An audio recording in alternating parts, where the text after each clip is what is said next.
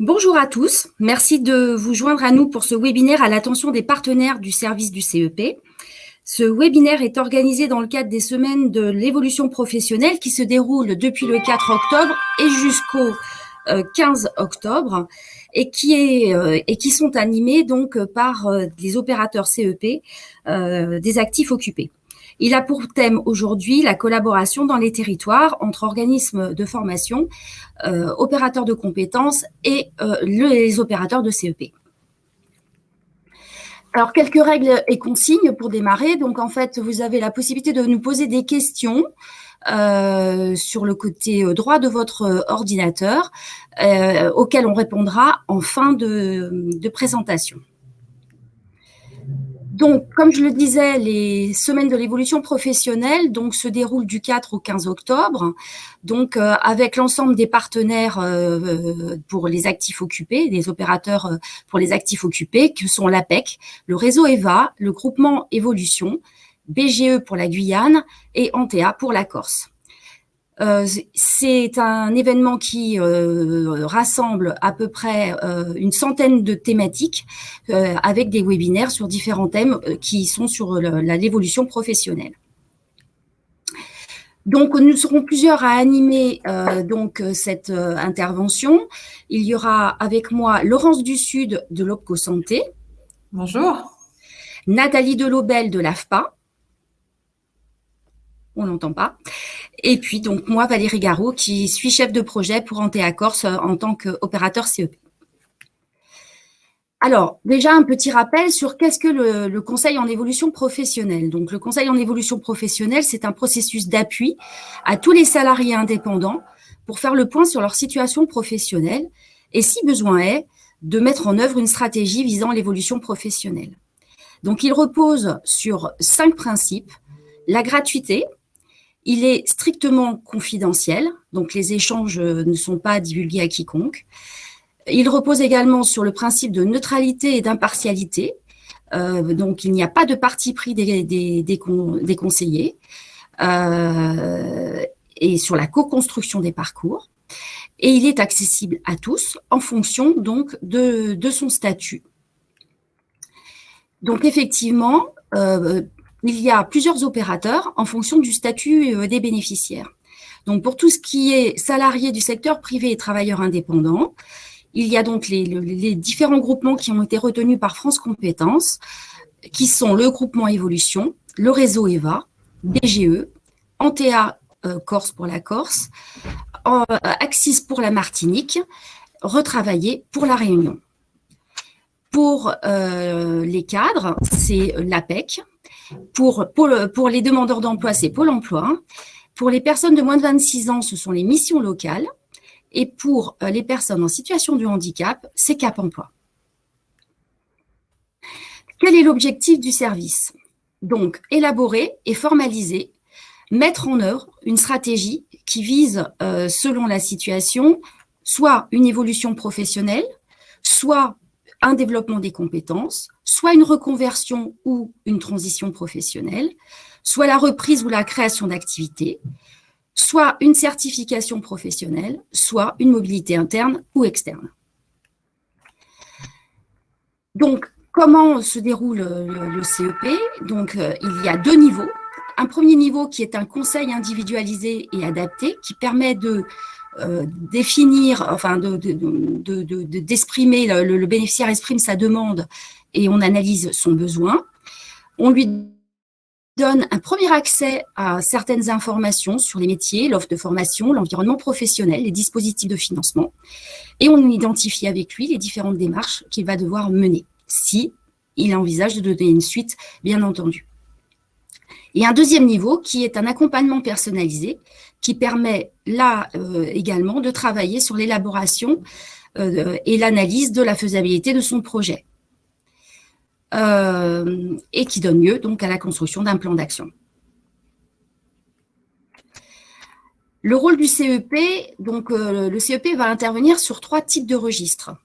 Le premier registre, c'est la dimension relationnelle et interpersonnelle, puisque effectivement, il va y avoir un processus d'écoute et de confiance qui va se mettre en place avec le bénéficiaire. tout en respectant, comme je l'ai dit tout à l'heure, les règles d'éthique, de neutralité, d'impartialité, de confidentialité. On intervient également sur un deuxième registre qui est la dimension de la médiation de l'information, puisque effectivement, on va donc évaluer avec le bénéficiaire la pertinence et la faisabilité des hypothèses et des scénarios que l'on va envisager avec lui. Et le troisième registre, c'est la dimension d'ensemblier, où là, effectivement, intervient le fait que le conseiller CEP maîtrise l'ensemble des dispositifs de l'environnement de l'information et de la formation, et donc va pouvoir aiguiller la personne sur ces différents dispositifs. Donc, le programme du présent webinaire, ça va être comment et pourquoi collaborer avec les organismes de formation, donc avec une présentation du partenariat avec l'AFPA et le partenariat avec Opco Santé. Donc, pourquoi il est essentiel de collaborer dans les territoires tous ensemble avec les différents acteurs? C'est pour faciliter l'accompagnement des bénéficiaires. Donc, je vous ai fait un petit récapitulatif, puisque ce webinaire est à l'attention des différents partenaires possibles, de tous les partenaires sur les territoires qu'il faut pouvoir mobiliser et avec qui le CEP est amené à travailler.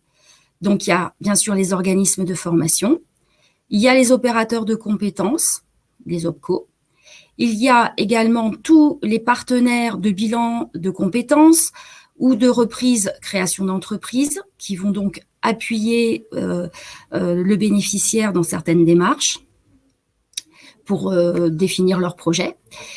Il y a les autres opérateurs CEP, Cap Emploi, Pôle Emploi, APEC, Mission Locale, vers qui on va parfois orienter les bénéficiaires en fonction de leur statut. Il y a l'ensemble des institutionnels de la région, les DRETS, les syndicats, les fédérations, et bien entendu les AT-Pro, avec qui nous travaillons pour monter les projets de financement, de formation dans le cadre de PTP par exemple, ou de dispositifs démissionnaires. Donc, on a plusieurs demandes en fait de la part des bénéficiaires. Parfois, c'est faire reconnaître ou adapter ses compétences. Donc, les types de questionnements des bénéficiaires sont alors de je voudrais faire une formation, j'ai envie de me former, comment choisir un organisme de formation, j'ai des difficultés pour exprimer ce que je sais faire, comment je peux valoriser mes compétences, je voudrais faire une VAE. Donc, dans ce cas-là, le rôle du CEP va être d'identifier et de valoriser les compétences, d'informer sur les dispositifs et les financements, d'élaborer un parcours de développement de compétences, d'appuyer les demandes de financement, de faire l'ingénierie financière, d'orienter vers éventuellement des prestations complémentaires. Il y a un autre type de demande qui peut être de travailler à son projet d'évolution professionnelle. Donc là, les questions sont plutôt de l'ordre, je veux me reconvertir, je veux changer de métier, je veux créer une entreprise. Je veux éventuellement évoluer, je souhaite exercer une activité complémentaire. Là, dans ce cas, le rôle du CEP sera de travailler en appui à l'élaboration du projet du bénéficiaire, de l'informer là aussi sur les dispositifs et les modalités de financement, de l'aider à mobiliser ces dispositifs, de l'orienter vers la mobilisation de prestations complémentaires, comme un bilan de compétences ou la VAE, de l'informer sur l'emploi, le métier, le marché de l'emploi via des enquêtes métiers, le faire rencontrer des partenaires et l'aider également dans tout ce qui est création et reprise d'entreprise en l'orientant également vers des partenaires. Cela peut être aussi trouver un emploi ou préparer son entretien professionnel. Donc, dans ces cas-là, effectivement, le type de questionnement, ça va être « je veux être appuyé pour rechercher un emploi, je veux être aidé pour identifier des entreprises dans lesquelles je peux postuler, j'ai besoin d'aide pour préparer mon entretien professionnel ». Le rôle du CEP, ça va être donc de conseiller sur les techniques recherche d'emploi, d'identifier et de valoriser les compétences, de l'aider à argumenter lors de son entretien professionnel. On a un quatrième type de demande qui est plutôt orienté pour prendre du recul sur sa situation. dans ces cas-là, effectivement, on voit souvent arriver des personnes qui sont dans des situations difficiles par rapport à leur employeur, soit en burn-out, soit en difficulté dans leur entreprise, ou qui ont l'impression de ne plus s'épanouir dans leur poste et qui, du coup, veulent aussi faire un point sur leur carrière. Dans ce cas-là, on sera plus dans un rôle d'écoute et d'échange sur leur situation professionnelle. Qu'est-ce qu'ils aiment dans ce qu'ils ont fait, ce qu'ils n'aiment pas, ce qu'ils ne veulent plus faire, et dans une analyse partagée de la situation. Le cas échéant, là aussi, on aura à les orienter vers des prestations complémentaires. Donc voilà un petit peu le rôle du CEP.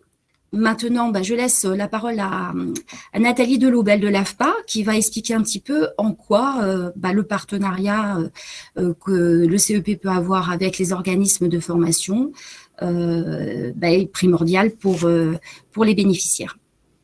Alors Valérie, je suis au regret de vous informer que Nathalie n'est plus avec nous parce qu'il y a une coupure d'Internet sur son réseau. Donc, nous nous retrouvons toutes les deux. Très bien. Bon, alors, donc l'AFPA est bien connu par l'ensemble d'entre vous. C'est un organisme de formation qui est implanté sur l'ensemble du territoire. Donc la collaboration effectivement des opérateurs de CEP avec les organismes de formation est donc primordiale puisqu'en fait ça nous permet d'échanger sur le montage des dossiers, d'avoir un devis adapté, de pouvoir avoir les dates de formation également. Donc, c'est un moyen de fluidifier, de simplifier le parcours de la personne, puisque bien souvent, les personnes sont un peu perdues dans l'ensemble des démarches qui sont à faire par rapport aux organismes de formation. Donc, on est là pour faciliter tout ça, et le fait de travailler ensemble, c'est primordial. Alors, pourquoi collaborer ? Donc, le CEP, de notre côté, nous, on va faciliter la formalisation des projets.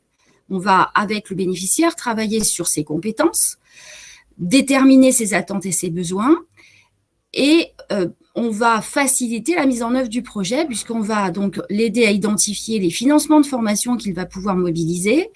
On va pouvoir aussi l'aider à argumenter sur son projet pour favoriser l'obtention du financement.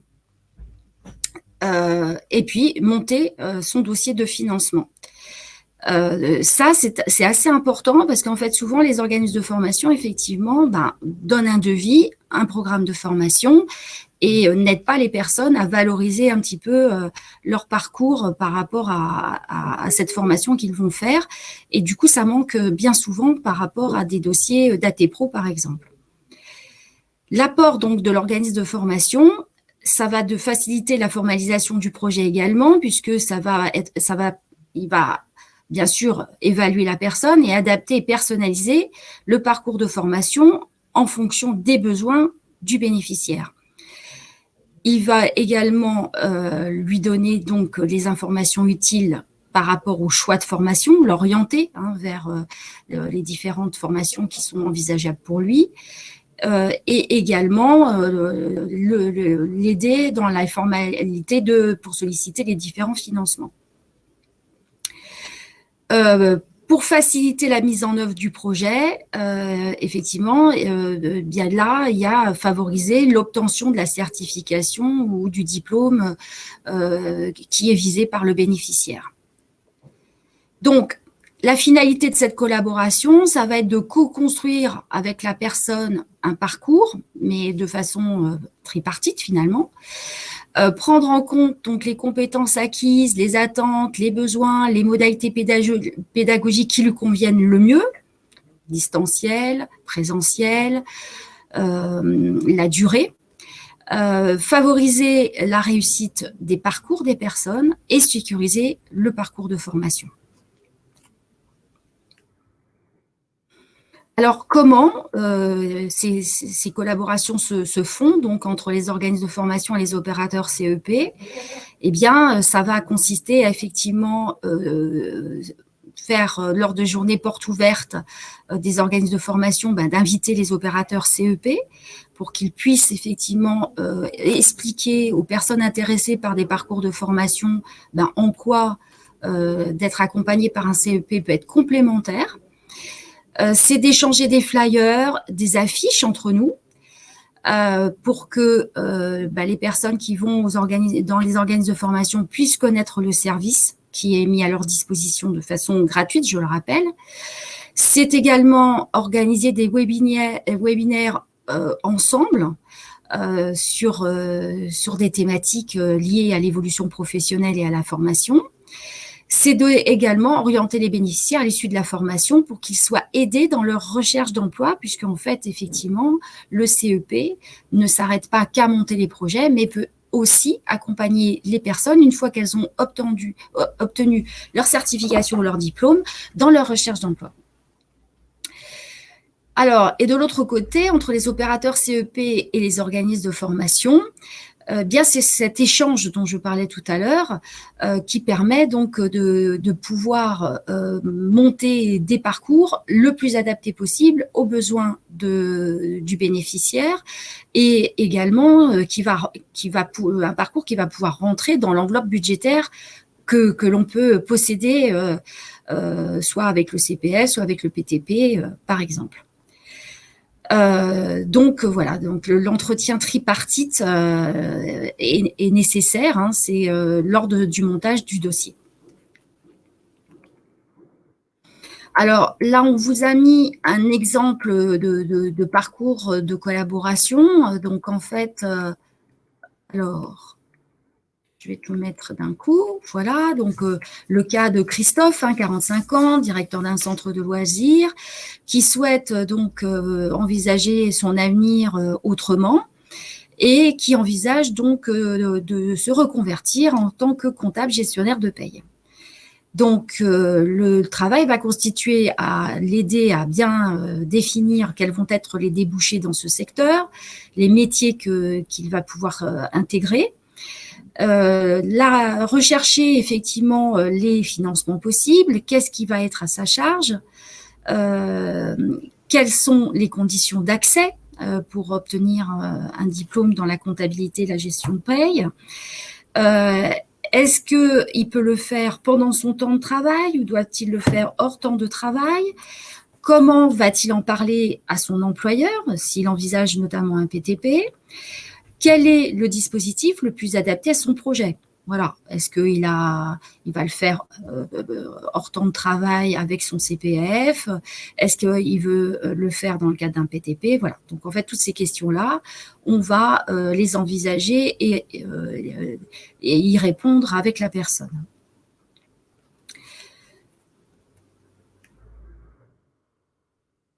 Donc,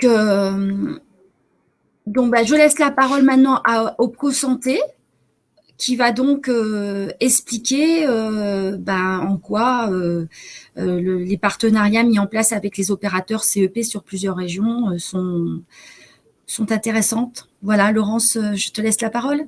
Merci Valérie. Alors, je n'ai pas la main sur le slide, donc je te laisse dérouler la prochaine. Merci beaucoup. L'OPCO, donc bonjour à toutes, bonjour à tous. Alors, parmi vous, puisque vous êtes un public de partenaires, j'imagine que vous connaissez, vous savez ce que c'est un OPCO, un opérateur de compétences. Donc, je ne vais pas rentrer dans le détail général, je vais vous présenter un peu plus l'OPCO Santé qui nous sommes et ce que nous faisons. Donc, nous avons pour mission principale de financer l'apprentissage, d'aider les branches aussi à construire les certifications professionnelles et puis d'accompagner les TPE, les PME pour définir leurs besoins en formation. Donc, nous sommes l'OPCO du secteur privé de la santé. Nous accompagnons à peu près 11 000 structures pour un peu plus d'1 million de salariés sur tout le territoire et nous intervenons sur les secteurs qui sont associatifs, sanitaire, social et médico-social, les secteurs du thermalisme, de l'hospitalisation privée et des services de la santé au travail. Alors là, je crois que Valérie, il me semble que au niveau des slides, voilà, c'est juste après. Je pense que c'est la slide d'après. Merci beaucoup.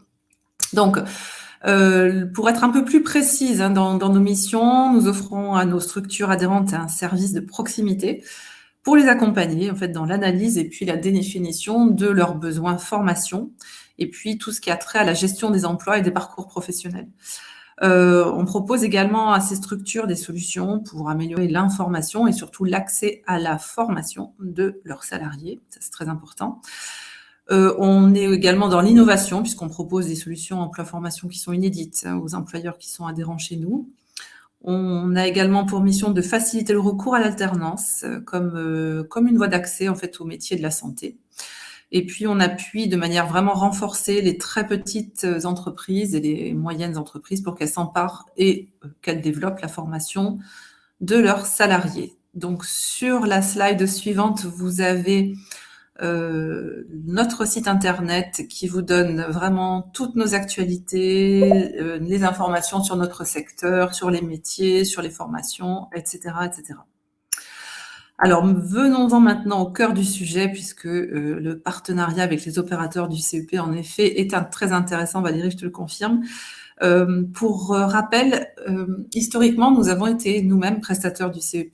Peut-être que certains d'entre vous le savent déjà, mais pendant 5 ans, nous avons été donc prestataires du CEP et quand le marché s'est ouvert, eh bien, c'est tout naturellement que nous nous sommes tournés vers les nouveaux opérateurs du CEP pour leur proposer un partenariat. La finalité vraiment de ce partenariat, c'est d'aider les employeurs de notre secteur à sécuriser finalement le parcours professionnel des salariés. Et puis, je vous démontrerai un petit peu là dans quelques instants en quoi ces partenariats peuvent répondre à cette finalité. Et parce qu'il faut savoir que notre secteur, on a quand même beaucoup de métiers qui sont psychologiquement et physiquement plutôt exigeants, avec un peu d'usure professionnelle, il faut bien le dire, et puis un vieillissement aussi de la population, de nos salariés dans le secteur. On a aussi une caractéristique très forte dans notre secteur d'activité, c'est qu'on est pourvoyeur d'emploi. Vraiment, c'est un secteur où il y a beaucoup de métiers en tension, peut-être qu'aide-soignant, infirmier, kinésithérapeute par exemple, etc. Et on crée aussi beaucoup de vocations, parce que c'est vrai qu'avec la crise sanitaire, on peut dire qu'il y a beaucoup de gens qui veulent nous rejoindre, beaucoup de salariés qui veulent se reconvertir ou des jeunes qui veulent se former dans nos métiers parce que ils ont envie de se sentir utiles. Voilà, ça c'est un petit peu les caractéristiques de notre secteur et ces partenariats sont menés avec une convention au national, mais surtout opérationnellement, c'est totalement décliné au niveau régional pour l'aspect pratique, pour l'aspect aussi, bien sûr, dans chaque territoire, il y a des contraintes et des spécificités, donc il était important de déployer ces partenariats au national. Voilà, sur la slide suivante, je vous expose un petit peu les éléments clés de ces partenariats. Tout d'abord, nous avons la chance d'avoir les opérateurs CEP qui envoient leurs conseillers en évolution professionnelle chez nos employeurs pour les porter la bonne parole sur le CEP, pour expliquer ce que c'est que le conseil en évolution professionnelle et pour également aborder les sujets de financement de formation qui sont à la main des salariés. Alors, qu'est-ce que c'est? C'est le CPF, c'est le PTP, le projet de transition professionnelle, c'est le dispositif démissionnaire, par exemple. Ce partenariat, il est également très riche parce qu'on s'invite mutuellement sur des événementiels lorsque cela se justifie, bien sûr, comme aujourd'hui, par exemple, avec le webinar. Ça peut être des événements en région, ça peut être des événements au niveau national. On peut également informer les CEP, donc les conseillers des opérateurs partenaires, sur toutes les spécificités et les besoins de notre secteur en termes de métier, en termes de formation, en termes de financement aussi, bien sûr, ce qui contribue quand même à renforcer l'attractivité de ce secteur, puisque si les CEP accompagnent des salariés de tout secteur, de tous horizons, ils peuvent comme ça bien leur expliquer les spécificités de notre secteur, de nos branches. Et puis enfin, c'est un partage aussi vraiment méta, statistiques au niveau macro sur le public accueilli dans le cadre du CEP. Donc que ça soit leur typologie, leur âge, quel métier ils occupent, vers quel métier ils veulent aller, que ce soit aussi bien les personnes qui sont accueillies, qui viennent de notre secteur, ou les personnes qui sont accueillies dans le cadre du CEP et qui veulent se reconvertir dans notre secteur. Voilà les éléments clés du partenariat. Alors, au niveau des bénéfices, pour les salariés qui assistent notamment aux réunions d'information collective qui sont menées par les CEP, eh bien, c'est évidemment de pouvoir bénéficier sur leur lieu de travail d'une information qui est à jour, qui est de qualité et qui est actualisée et donnée par des experts que sont les CEP sur les possibilités d'évolution de poste, de reconversion professionnelle. Ça peut leur donner aussi l'appétence pour aller vers la formation, parce que c'est vrai que le domaine de la formation peut paraître opaque, tellement il y a d'éléments à connaître. Donc, la présence des CEP au sein des entreprises peut amener toute cette information qui est nécessaire. Côté employeur, comme je le disais tout à l'heure, c'est vraiment accompagner les salariés dans la sécurisation de leur parcours. C'est également remplir leurs obligations d'information auprès des salariés. Vous savez, lors de l'entretien professionnel obligatoire, l'employeur doit apporter un certain nombre d'informations, et notamment le CEP, le CPF, etc. Donc, ces informations collectives permettent vraiment à ces deux publics-là de bénéficier d'une information de qualité. Et je rajouterais même au public des instances représentatives du personnel qui sont là pour ensuite pouvoir déployer les infos auprès des salariés s'ils ne sont pas là ce jour-là. Mais donc, ce sont des prestations qui s'adressent finalement à ces trois publics. Voilà, on peut continuer. Alors, avant de vous céder la place à nouveau, Valérie, pour que vous exposiez cet exemple concret que vous vivez justement avec la délégation territoriale du Sud et Corse et de Auvergne-Rhône-Alpes, je crois. Je voulais terminer en disant aussi, en vous exposant un petit peu ce que l'on pense aussi au sein de l'Opco Santé en termes de plus-value du CEP. Parce que, comme je vous l'ai dit tout à l'heure, nous sommes vraiment convaincus, alors on est des anciens opérateurs CEP, donc on sait parfaitement les bénéfices de cette prestation pour les salariés, mais également côté employeur. Parce que le CEP n'est pas qu'un outil pour le salarié, ça peut être aussi considéré comme un outil RH. Alors, d'autant plus qu'on est quand même dans une crise sanitaire aujourd'hui, et durant cette crise, peut-être que vous avez été comme ça, vous aussi, vous avez peut-être pris le temps de réfléchir à votre carrière, de vous dire, tiens, qu'est-ce que je vais faire? La vie est courte finalement, tout peut s'arrêter d'un coup. Donc, j'ai envie de passer à l'action. Ça fait un moment que je me dis que mon poste actuel ne me convient plus. Donc, il faut que j'y réfléchisse, il faut que je vois. Peut-être que j'ai des idées, peut-être pas du tout. Eh bien, le CEP peut répondre vraiment à ces besoins-là. Ça peut être un moment pour se poser, juste pour faire un point sur la situation actuelle. Ça peut être quelqu'un qui est en souffrance dans son poste. Donc là, le CEP peut permettre vraiment de reconstruire l'estime de soi, pour revaloriser les compétences, le parcours de la personne. Et puis, l'accompagner, ça peut être, on n'est pas obligé d'être dans une reconversion systématique quand on va voir un CEP. Ça peut être aussi pour un projet d'évolution en interne dans sa structure, sur un autre poste, par exemple. Et c'est vrai que pour revenir à cette crise sanitaire, elle a quand même beaucoup accéléré les évolutions, les changements de carrière. Et encore plus dans notre secteur, puisque nous, comme je vous le disais, c'est assez générateur d'usure professionnelle, mais aussi et surtout, ça crée des vocations. Donc, vraiment, ça peut aider également le CEP à la seconde partie de carrière des salariés. Comme je vous l'ai dit, nous, dans notre secteur, on a aussi selon les métiers et selon les structures, on a un aspect des salariés qui sont vieillissants, une population vieillissante, donc ça peut aussi répondre à ces besoins-là. On a aussi beaucoup de petites structures, petites entreprises qui ne sont pas forcément dotées en service RH. Donc, le CEP peut être un outil aussi pour co-construire avec l'employeur un projet professionnel au sein de la structure. Et justement, par rapport aux employeurs, ils peuvent le considérer comme vraiment un levier de performance, parce que c'est un moment où la personne va revaloriser ses compétences. Le CEP peut aider également la personne à préparer son entretien professionnel. Donc, ça peut aider à fidéliser les salariés, ça peut contribuer à anticiper des situations d'usure. Voilà, donc pour toutes ces raisons, sachant que le sanitaire, par exemple, est le secteur qui fait le plus appel au CEP, d'après les quelques statistiques qui sont déjà connues après la première année d'exercice de ce nouveau CEP, eh bien, comme c'est notre secteur finalement qui est le plus demandeur de CEP, avec une recherche de sens, etc., eh bien, on est persuadé encore plus que le CEP peut répondre à tout ça et peut aider les salariés de notre secteur à se reconvertir au sein de notre secteur. C'est tout à fait possible. Voilà. Donc, Valérie, je te laisse à nouveau la parole pour exposer ce bel exemple concret que vous allez mettre en place. Et merci pour votre attention. Alors Valérie, je crois qu'on ne t'entend pas. Vous m'entendez? Oui. Voilà. Donc, donc effectivement, pour illustrer un petit peu tout ce qu'on vient de dire avec l'Opco Santé, effectivement, Opco Santé a donc proposé à différents opérateurs CEP sur le territoire de l'Ora, de PACA et de la Corse de signer une convention de partenariat et que l'on puisse mettre en place des actions en commun, effectivement, pour les adhérents de l'Opco Santé. Donc, ces actions, quelques exemples, puisque bon, le partenariat se construit au fur et à mesure, et donc en fait, il y a pas mal de choses que on mettra en place au fur et à mesure des besoins. Mais il y a déjà des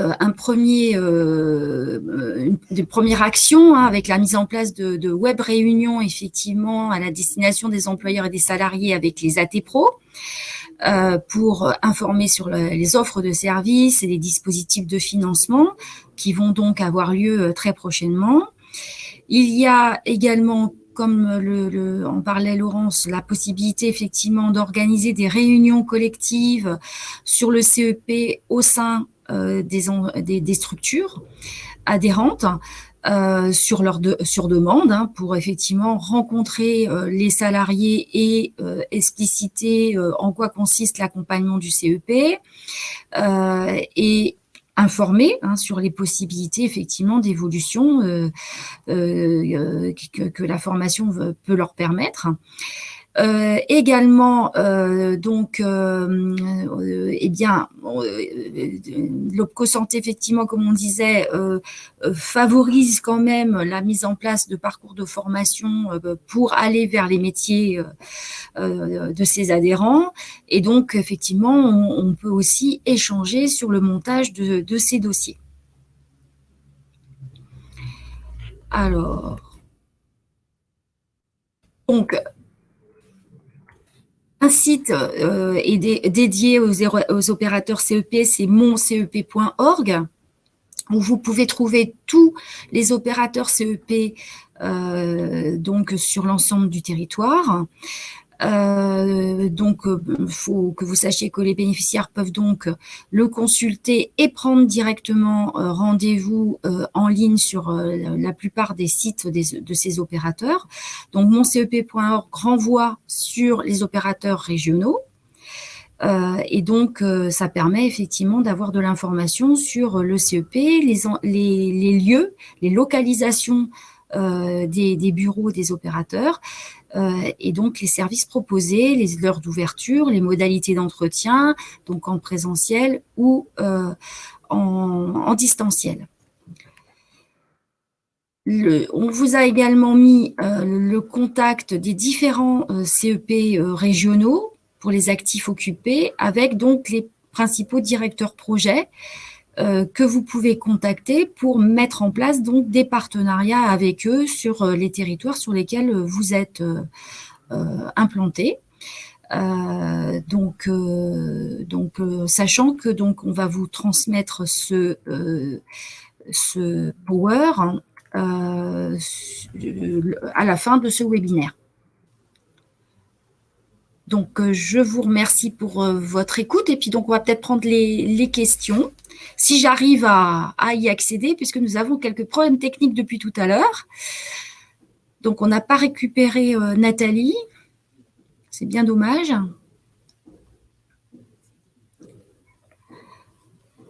Alors.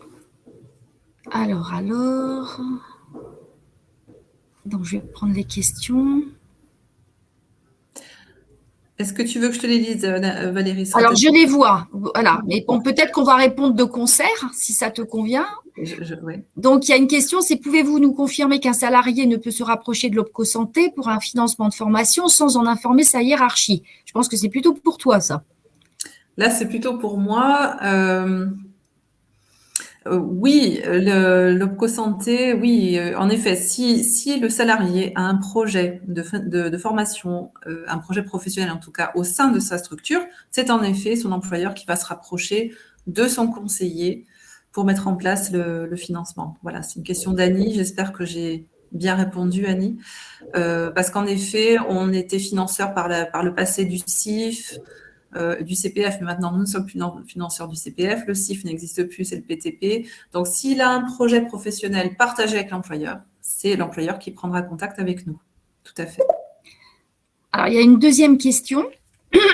Pour se faire connaître auprès des opérateurs CEP, nous devons, en tant qu'organisme de formation, se faire connaître auprès de l'AFPA. Non, pas du tout. En fait, vous pouvez directement contacter l'opérateur CEP de votre région pour faire connaître l'offre de services que vous proposez, vos dates de formation, puisque l'opérateur CEP est là pour effectivement proposer les différents opérateurs qui sont sur le territoire et pas forcément effectivement l'AFPA. Voilà, puisque je vous rappelle qu'on est impartial, donc on ne doit pas diriger vers un seul et unique opérateur. Donc l'idée, c'est bien effectivement de pouvoir connaître pour un opérateur CEP l'ensemble de l'offre de formation qui existe sur le territoire et la faire connaître aux personnes quand ils nous font une demande par rapport à votre domaine d'activité. Alors là, c'est tout ce qu'il y a comme question. C'est qu'on a été très clair. On a été très clair. Ouais.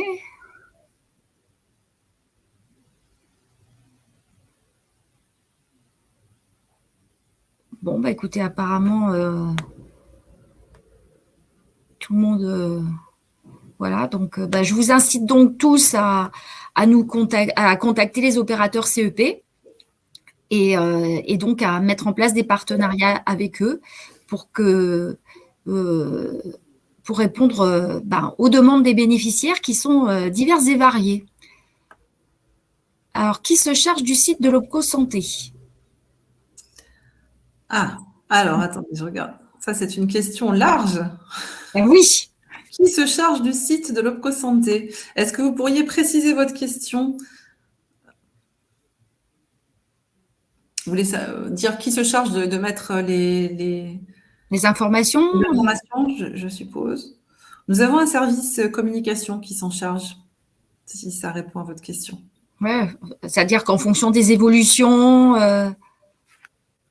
C'est ça. Ah, parce que je l'ai déjà consulté, je trouve qu'il est peu ergonomique.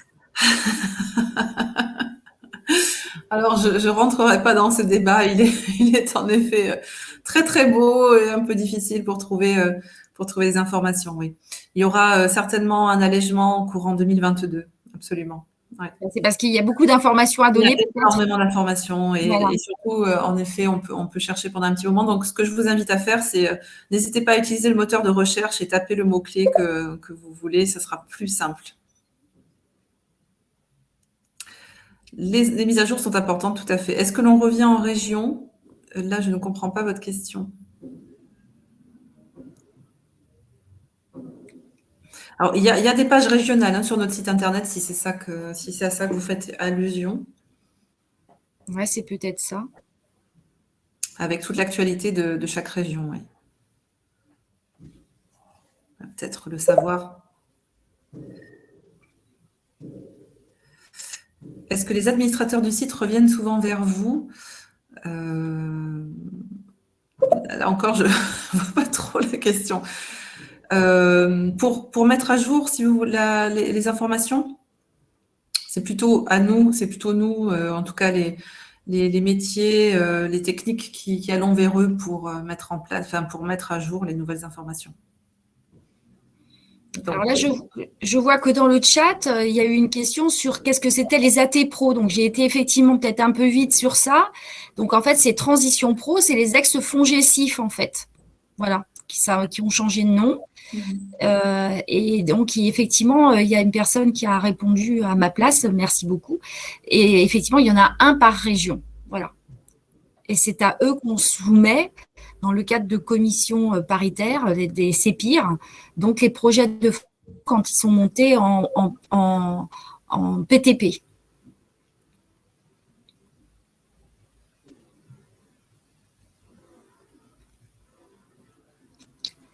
Voilà. Il y a peut-être une autre question qui est arrivée entre deux.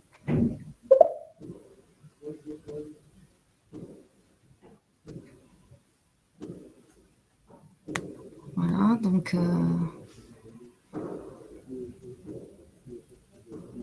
écoutez, je crois qu'on va pouvoir clôturer parce qu'apparemment, j'ai beau aller entre le chat et les questions, je ne vois plus d'autres questions. Donc, il me reste à remercier Laurence de s'être rendue disponible pour cette intervention. Et puis, on a le regret de ne pas avoir entendu l'AFPA parler effectivement du partenariat. Je vous remercie à tous et puis n'hésitez pas donc à contacter les opérateurs CEP. Valérie, peut-être, comment avoir les contacts des CEP? Dernière question. Alors, sur le site cep.org, moncep.org, où là, vous avez tous les prestataires par région et avec toutes leurs implantations. Voilà, donc en fonction de vos implantations, vous allez pouvoir effectivement contacter ceux qui sont le plus proches de votre organisme, par exemple. Voilà. C'est ça. Voilà.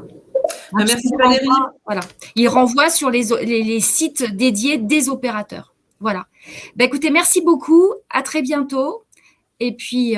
Merci de ton invitation. Merci. Au revoir. À bientôt. Bonne journée à toutes et à tous. Merci. Au revoir.